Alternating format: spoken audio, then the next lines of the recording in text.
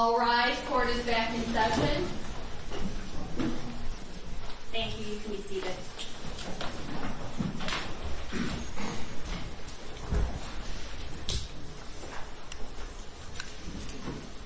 Okay.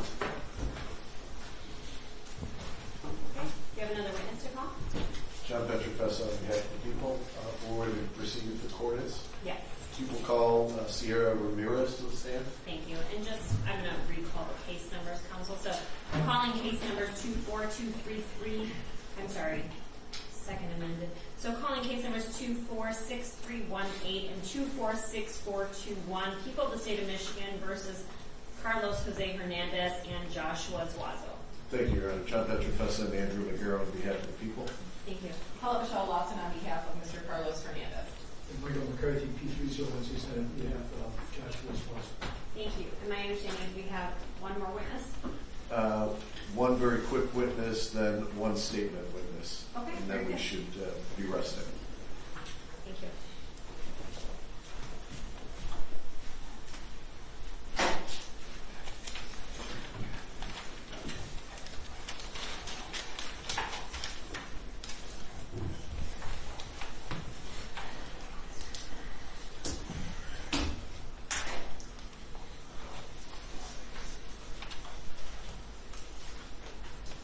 Good approach on the other side of the room to be sworn in.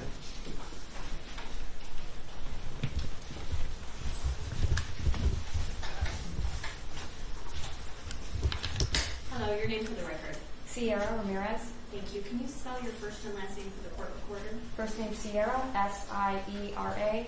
Last name Ramirez, R-A-M-I-R-E-Z. Thank you. Can you raise your right hand? Do you solemnly swear or affirm that any testimony you give in this matter will be the truth, the whole truth, and nothing but the truth, so help you God? I do. Thank you. Go ahead and have a seat. Good afternoon. Good afternoon. You do me a favor and speak up a couple notches. The other table has to make sure they hear you too, okay? Can you tell us how you're employed? I work for the Oakland County Sheriff's Office. I work in the forensic laboratory there. And how long have you been doing that? Just over 4 years. Okay. Do you have any special training or expertise?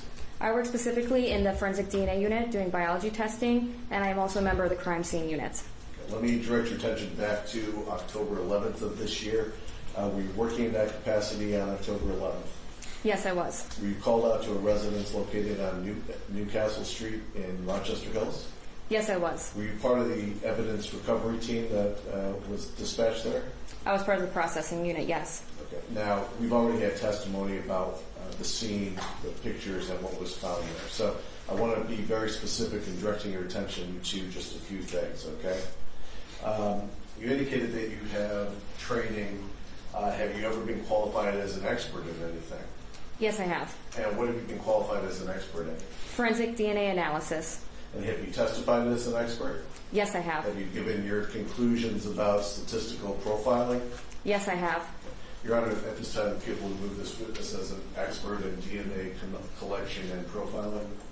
Thank you. Any objections? No, for exam purposes. May I ask a question of Juan? Yes, Juan. Thank you. Ms. Ramirez, how many times have you been qualified to testify in the past? 2 times. And was that both of those instances in the Oakland County, either circuit court or one of the district courts of Oakland County? Both times were circuit court at Oakland County. Thank you. I have no objection for purposes of preliminary examination for this witness to be qualified as an expert in forensic DNA analysis. Okay, thank you. This witness will be admitted as an expert in forensic DNA collection and analysis. Thank you. As part of your duties, do you compile a report that has your analysis and conclusions in it? Yes, I do. If I can approach Judge, if I can show you People's Exhibit number 5, do you recognize that report?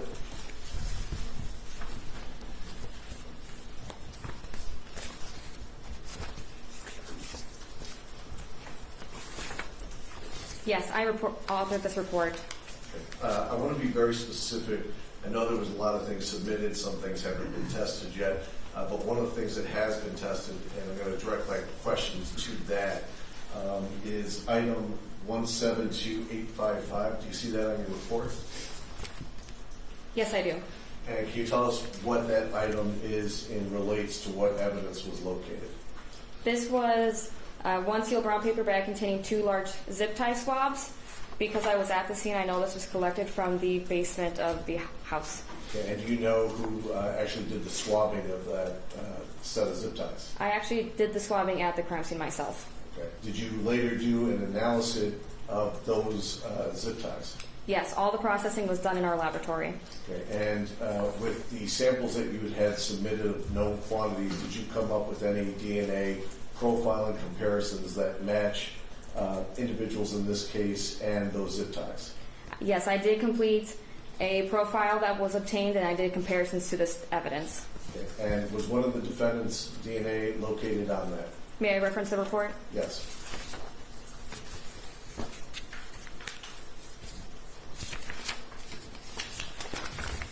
Yeah, the DNA profile was interpreted as a mixture of 3 individuals and was compared to 3 individuals, and one of the defendants, Joshua Zuazo, was compared and in limited support. If I could read the full statement, though. Yes.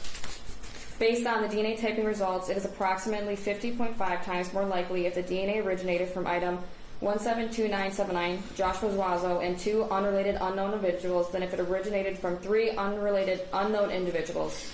This analysis provides limited support that Joshua Zuazo is a contributor to the DNA results obtained.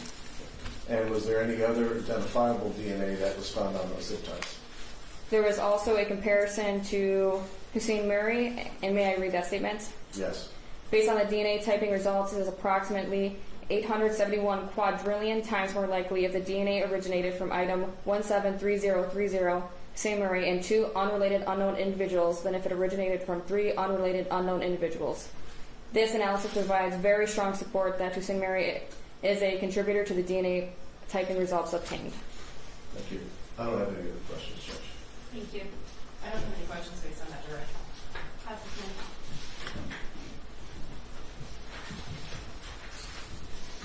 Ms. Ramirez, my name is Michael McCarthy. I represent Joshua Zuazo. I have just a few questions to ask you here this afternoon regarding your testimony. If I don't make myself clear, please tell me that, and then I'll rephrase the question. Okay? Sounds good. Thank you. You said you collected the zip ties in the scene that you were sent to by the Sheriff's Department, correct? That is correct. I swabbed them at scene and also collected the zip ties in separate packaging. There were 2 different items collected from the zip ties. Okay. And you said something about packaging just a second ago. Can you explain that?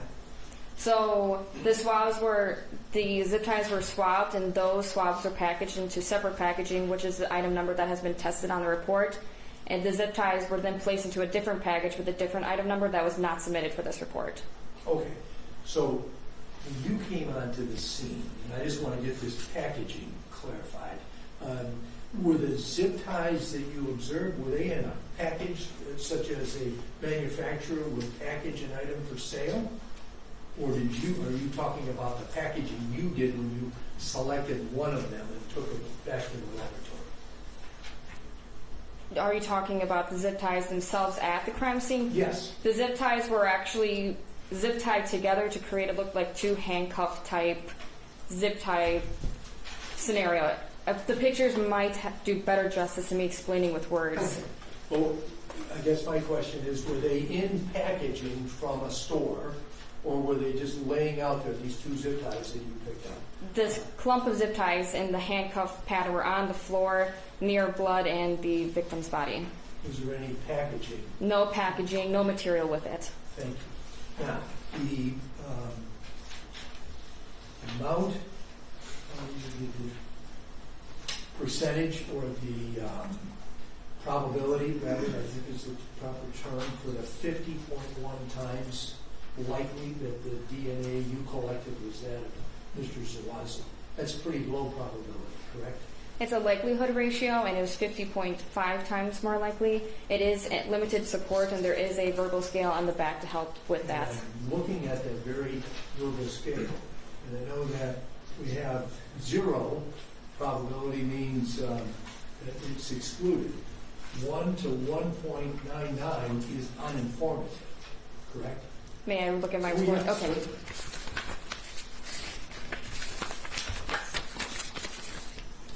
Yes, 1 to 1.99 is uninformative. And then the next category goes from 2 to 99.9, and that's limited support, correct? That is correct. And that's where you say this probability for the DNA being that of Mr. Zuazo is 50.5, correct? That is correct. There are 3 other levels above that level of moderate support, which is 100 to 909 or 9,999, correct? That is correct. And then the next one up is 10,000 to 999,999, and that's called very strong support, correct? Strong support, yes. And yeah, that's right, just strong support. And then 1 million plus is very strong support. That is correct. Okay, so there are 6 different levels, and Mr. Zuazo's, according to your analysis, his probability is in the 3rd lowest of the levels, correct? That is correct. It is an inclusion because on the other side, the statistic may be not a contributor, so the statistic is like a teeter-totter effect where they may fall on one side, exclusion or inclusion. In this case, it does fall on the inclusion side, but yes, in that limited support category. Okay, and that's the best that you can say in terms of the support. Yes, for that statistic. What you found. And when you analyze these zip ties that were put together, as you say, looking like handcuffs, one circular inside the other circular, correct? Correct. They're connected together that way. Was it only one spot where you found any DNA present, or were there many spots on those 2 zip ties where you found DNA? Only one swab was taken at the scene. Well, 2 swabs, one wet, one dry. Being at the scene in that environment, it may not be laboratory environment, but also trying to avoid any staining that could be consistent with blood to make sure that that's not impacting the result also obtained. Oh, because you do have DNA from Hussein Murray that had a very high number, correct? That is correct. Okay. And then how many of these zip ties were recovered at the scene? Just those 2 or more? There were 2 items, both the larger set that we are talking about, and then there was a smaller set similar to a handcuff type setup. Was any DNA recovered from that smaller set? If I reference my report real quick, I did actually test that in this report for item 172854 for 2 small zip tie swabs. A DNA profile is not suitable for further interpretation due to its complexity and unknown number of potential contributors. Therefore, no comparison can be done to DNA reference samples. And there were other items that you collected as a part of the team that went to the home during the course of your investigation, correct? That is correct. And those are still in your laboratory pending testing for DNA on certain of those items? Some of the items that are in this report as not tested will be tested in the next round of testing. Okay, then that's the point that I wanted to get at. This is an ongoing investigation at the Forensic Science Laboratory. Correct? That is correct. All right, thank you. Thank you, Judge. No redirect. Okay, thank you. You can be excused. Thank you.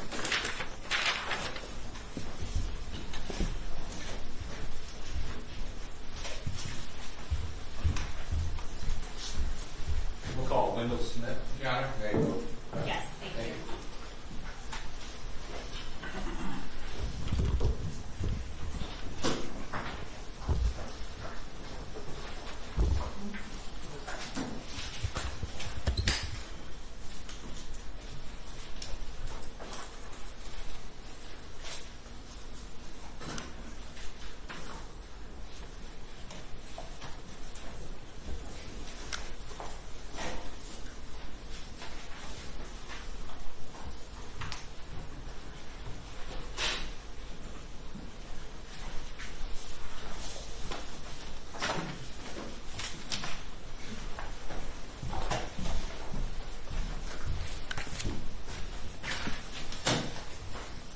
Can you state your name for the record and spell your first and last name for the court reporter? Detective Wendell Smith, Wendell, SMITH. Thank you. You raise your right hand. Do you solemnly swear or affirm that any testimony you give in this matter will be the truth, the whole truth, and nothing but the truth, so help you God? I do. Thank you. And sir, where are you currently employed? The Oakland County Sheriff's Office. In what capacity? I am a detective at our Rochester Hills substation. How long have you been employed in that particular capacity? About a year. And how long have you been with the Oakland County Sheriff's Office? 4 years. And prior to your appointment with the Sheriff's Office, did you have any other law enforcement experience? 4 years with the Detroit Police Department. Did you say Detroit? Yes, sir. Okay. I want to direct your attention to October 17, 2024. At that time, did you go down to Cato Parish in Louisiana? I did, sir. And what made you go there? That is where one of the suspects from a homicide that occurred here in Rochester Hills was arrested. And did you go there by yourself or with somebody else? With a partner, Detective Wiegman. And how did you travel there? We flew down there. You and Detective Wiegman flew down there to Cato Parish? Yes, sir. Okay. And was that the 17th? Yes, sir. Okay. And did you speak to the person that you went there to see? I did. Okay. And was that person Carlos Hernandez? It was. And the person you spoke with that day, is that person in the courtroom today? He is. Can you please point to him, identify him by something that he's wearing? He's sitting right here wearing the orange jumpsuit. Yeah, The larger gentleman wearing the orange jumpsuit. thank you. Your Honor, let the record reflect in court that the name is Mr. Hernandez. The record will reflect that defendant Hernandez has been identified. Thank you, Your Honor. You went down there with Detective Wiegman to interview him. Yes, sir. Okay. And were you able to interview him? We were. Okay. And where did that take place at? At the Caddo Parish Jail. And when you met with Mr. Hernandez, did he agree to speak with you? He did. Okay. And did you advise him of his Miranda rights at that time? We did, yes, sir. Did he say he understood those? He did. Did he agree to waive those? He did. And then you, Detective Wiegman, and Mr. Hernandez had a conversation? We did, sir. Okay. And what, if anything, did you guys discuss? Excuse me, Your Honor, before the witness answers that question, I just want to put on the record my objection under the Bruton Rule, United States versus Bruton. Any statement made by Mr. Hernandez to the detective that inculpates my client not be regarded or not can be considered by the court because it's hearsay nature. People are aware of that. I believe the court would be able to differentiate between these two statements, and I don't think there should be an issue with that. Thank you. Very good. I just asked it. Keep that in mind. And again, what did you guys discuss? We discussed the incidents that happened here involving a homicide. And did you explain to him that you were from Oakland County Sheriff's Office? We did, yes, sir. And did he know why? Did he say he knew why you guys were here to talk to him? He did. And what did you guys discuss about that? We discussed, he stated that he was unhappy with how the media was portraying him and that he did not do what the media was saying. He stated that he could prove that he didn't do these actions via an insurance policy. He stated, Did you explain to you what this insurance policy was? sort of. He said he had recordings of a conversation on his phone and he had items in a black bag located in his vehicle, but he would not go into detail as to what those were exactly. And did you confront him or show him anything regarding the Ring videos? We did. And describe what happened with that. He at first denied being at the residence, but after being told that we had him on Ring doorbell footage, he stated he was there. So he described himself, that person you saw in the Ring video, that was him? Yes. Okay. What, if anything, else did you guys discuss? There was a handgun missing from the scene. We asked him what happened to the handgun. He stated that he never had the handgun and was not sure what happened to it, but he believes that it was sold. So while you're talking, he admits that there was a handgun there, he just didn't have it with him, it might have been sold? Correct. Did you and Mr. Hernandez talk about anything that was taken from that residence? We spoke about cell phones, which were also taken from the residence. He stated that the cell phones were discarded from his vehicle while driving along a highway in Michigan, but he was not sure what highway or where. So he admitted to having cell phones from that location? Yes, sir. Did he say if he knew Mr. Zuazo at all? Yes, he did. And what did he say about that? He stated they've been friends since childhood. And did you guys discuss about any items that were located at the scene that day? Did you discuss any of those things with Mr. Hernandez? No, sir. And did you ask Mr. Hernandez about Miss Murray at all? We did. What did he say about Miss Murray? We asked him who tied Miss Murray up.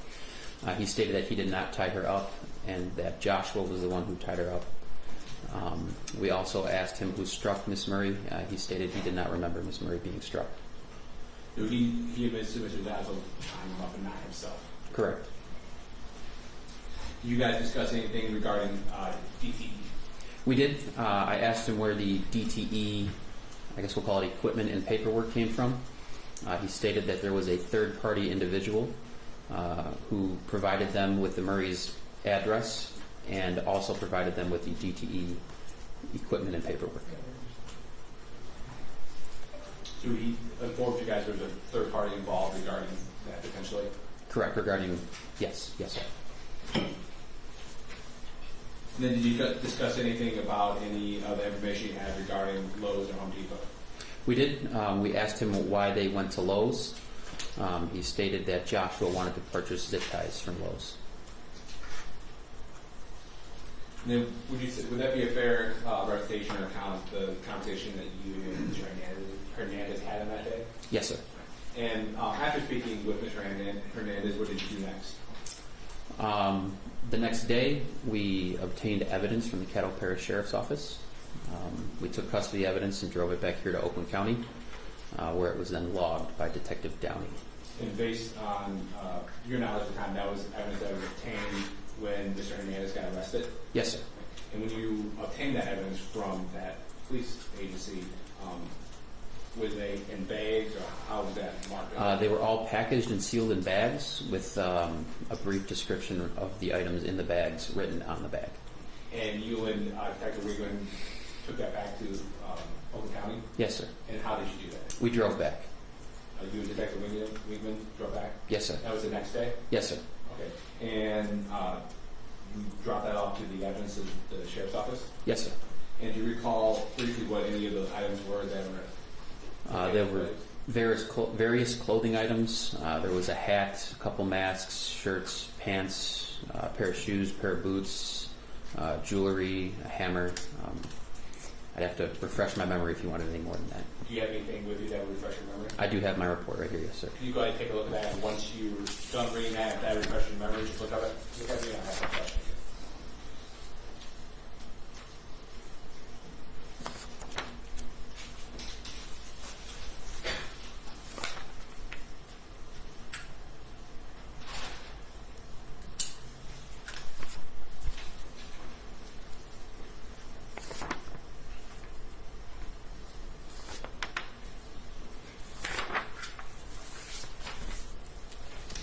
Did that refresh your memory? Yes, sir. And briefly, do you recall what some of the items were that were marked as evidence? We had some DTE gear as well that was brought back.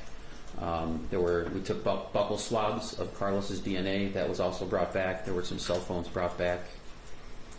And lastly, when you were interviewing Mr. Hernandez, did you ask him why only Mr. Murray was killed that day?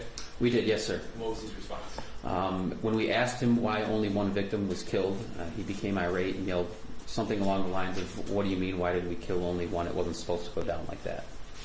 Thank you. I have no further questions. Excuse me, I didn't hear the last part of what you said. He said something along the lines of, "What do you mean, why was only one killed? It wasn't supposed to go down like that." Okay, thank you. Appreciate it. Yes, sir. Thank you. Any problems, Sam? Yes. Afternoon, ma'am. Did you and your partner go down to the Caddo Parish Sheriff's Department to interview my client, or were you going there for evidence collection only? So we initially went for evidence collection, and once we arrived, we were informed by the Caddo Parish Sheriff's Office that Carlos had made statements stating that he wished to speak with us. Okay. And in your report, you stated that you had been advised previously that Carlos was asked if he wanted to make a statement from the arresting officers, and he declined. Is that correct? Yes, ma'am. All right. Do you recall what time of day your interview with Mr. Hernandez took place? I believe it was in the afternoon sometime. I'm not sure the exact time. Do you recall the length of the interview? It was probably about an hour. Do you recall in that interview, either yourself or your partner asked my client if he had any mental health issues, and he disclosed that in fact he did have a pretty significant diagnosis? I do, yes, ma'am. And he did tell you that he was not medicated or he wasn't taking his medication, correct? Yes, ma'am. Okay. And it was your decision and your partner's decision at that time that you would continue the interview based on his answers. Is that fair to say? Yes, ma'am. Would you agree with me that throughout that 1 hour interview that my client repeatedly, when you asked him questions, repeatedly says, if you get me in front of a prosecutor, I'll give the information. Yes, or, ma'am. Get me a prosecutor. I want to talk to a prosecutor. Yes, ma'am. And you continued the interview after he repeatedly made those comments, correct? Yes, ma'am. And you touched on this briefly when the prosecutor asked you, I think, one of his final questions. My client also repeatedly says that it wasn't supposed to go down like this. It wasn't supposed to happen, correct? Yes, ma'am. And that was in relation to Mr. Murray losing his life, correct? Yes, ma'am. I have no further questions. Thank you. Thank you. I have no questions for this witness. Thank you. Thank you. Any redirect? No, Your Thank you. Okay. Yes, sir. Thank you, Your Honor. Your Honor, at this time, there was no additional witnesses. Thank you. For Mr. Hernandez, we have no witnesses. Your Honor, we have Mr. Zuazo, the president, not presenting any evidence necessary to defense us. Thank you. Okay. Closing arguments? Your Honor, the people move for bind over for both defendants on all counts. I think the evidence, which you've clearly heard in today, has established probable cause for all the charges. I'll save any other argument if needed. Thank you. Your Honor, there has been a significant amount of evidence provided today. From the testimony, it was clear that the investigation is still ongoing. At this time, I do believe it's a question of fact for a trier of fact in the circuit court. Your Honor, I believe that it is a question of fact as well. I think there are issues regarding identification. There's continuing investigation being done by the Sheriff's Department, the Rochester Hills Police Department, Prosecutor's Office. So I too think that this matter has to be determined by jury and circuit court. Thank you.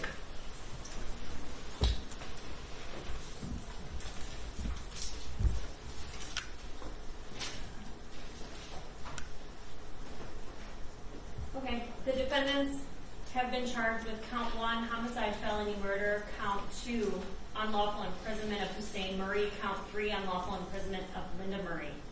We heard testimony today from Linda Murray regarding the events of October 10th and 11th and her testimony of identification of the defendants, witnessing the events of the defendants going into the basement and thereafter finding her with duct tape.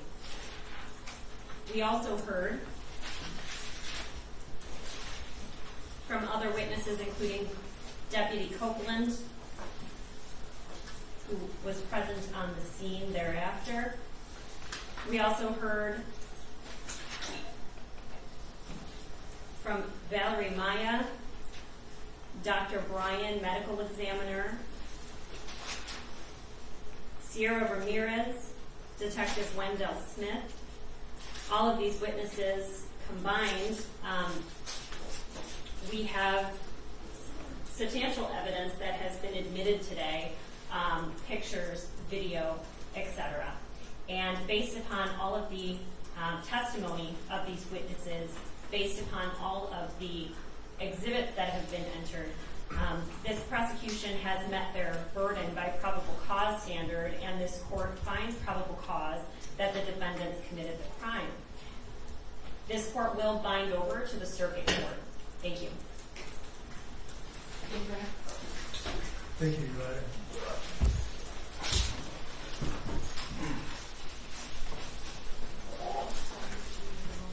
Yeah.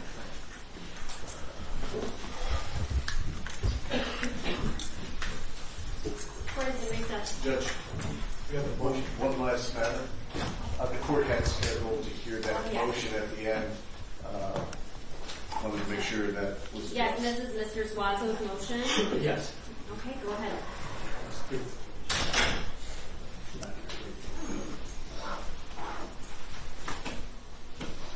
Michael McCarthy appearing on behalf of Mr. Zuazo's. This is the motion to dismiss. I filed on his behalf a couple of weeks ago, scheduled for today. I know that the court has read the motion. They go on the argument that I presented. There's just a couple of points that I'd like to highlight, and that is that just on the timing, he was taken into custody on the 14th day of October. He was not arraigned on these charges until the 18th day. So there's this 4-day gap, and the law is that he be arraigned within 72 hours. I cited federal United States Supreme Court authority, Gerstein versus Pugh and Riverside v. McLaughlin, who in Riverside in particular talks about the time when probable cause is to be determined. And the court has set a timetable of 48 hours as the reasonable time, and that when it is longer than 48 hours before a probable cause determination by a magistrate is made in terms of a warrant, then the court's terminology is the calculation changes, or the calculus changes. And that's what I submit happened here, because he was brought into custody or taken into custody at a job site in Plymouth to answer these charges. He was immediately confined, and so he wasn't at liberty. It wasn't one of those situations where he was put out on a personal bond and his arraignment could be conducted at some point in the future without any harm to him. And evidence was collected. His DNA was taken, and a search warrant was authorized on the 14th day of October to conduct a search at his home. So those things were ongoing, and it was not until 4 days after his arrest on the 18th that he was actually brought before the court and arraigned. When the evidence is being collected, that is purportedly inculpatory evidence, and that happens during that time frame, after the 48 hours, and this prejudice is presumed, then that does raise a real issue as to whether that evidence that's collected is admissible, and secondly, whether the charge can even stand. And so I've cited the Fourth Amendment and also the court rule, the MCR 6.104, as authority for the fact that this is supposed to happen in a manner that is at least within 72 hours. Now, I've read the people's response. I understand the people's position is that there are 2 outstanding warrants, and that therefore the people could wait quite some time, 72 hours, to have the defendant arraigned on one of those misdemeanor warrants that was outstanding, and then even wait another 72 hours before he's arraigned on that second one, and then address the issue of bringing the charge against him in this case, or charge is. However, taking that argument at face value, the facts of this case are that he was not arraigned on either one of those 2 outstanding misdemeanor charges, and it still went a total of 4 days before he was arraigned on these charges. And so it is, and I know one other thing, and that is in the people's response, they submitted that the warrant was actually submitted to the court